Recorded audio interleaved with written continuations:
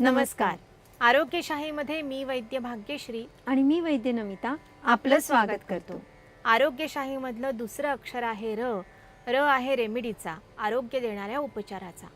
Corona हा शब्द आपल्या सगळ्यांसाठी वेगवेगळ्या अनकम्फर्टेबल मेमरीज घेऊन येत असतो. काही दिवसांपासून पुन्हा एकदा बऱ्याचशा देशात आणि भारतातही करोनाचे काही रुग्ण आढळून येत आहेत. अर्थात पॅन्डेमिकच्या वेळेला होतं तसं गांभीर्य या बातमीला नसलं तरी आरोग्य चांगलं राहण्यासाठी प्रयत्न करणं हे कधीही चांगलं.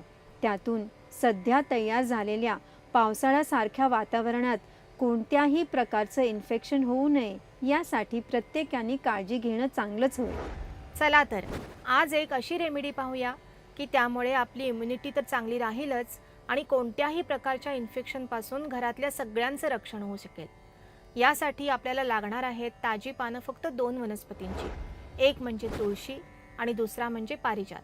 कोरड्या औषधी द्रव्यांमध्ये आपण घेणार आहोत शतावरी, अश्वगंधा, सुंठ, वाळा आणि गोक्षूर.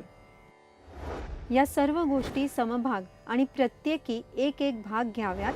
तर वेलदोडे, पिंपळी, काळी मिरी, दालचिनी ही सर्व द्रव्य समभाग आणि अर्धा भाग या प्रमाणात एकत्र करावी. ही सगळी द्रव्य खलबत्ता किंवा मिक्सरच्या मदतीने अर्धवट बारीक करून घ्यावीत. काढा करण्यासाठी 2 कप पाणी घ्यावं.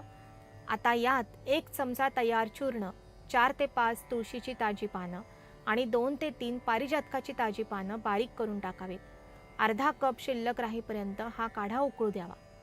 त्यानंतर गाळून घेतलेल्या काढ्यात तो थोडा कोमट झाला की अर्धा चमचा मध मिसळावं आणि घ्यावं. दिवसातून एकदा कधीही हा काढा घेता येतो. लहान मुलांना निम्म्या प्रमाणात देता येतो. तब्येत चांगली असताना जंतू संसर्गाला प्रिव्हेन्शन म्हणूनही हा काढा घेता येतो. पण घशामध्ये खवखव, शिंका, सर्दी अशी लक्षणं दिसू लागली तर दिवसातून 2दा सुद्धा हा काढा घेणं चांगलं असतं. याबरोबरीने गर्दीच्या ठिकाणी जाणं टाळणं, निदान मास्क वापरणं, घरामध्ये सकाळ संध्याकाळ धूप करणं, वाफारा घेणं, आहारात मुगाच्या डाळीला प्राधान्य देणं हे उपाय सुद्धा सुरू करायला हरकत नाही. अशाच अजूनही अनेक साध्या रेमेडीज जाणून घ्यायच्या असतील तर पाहत राहा आरोग्यशाही लोकशाही मराठीवर.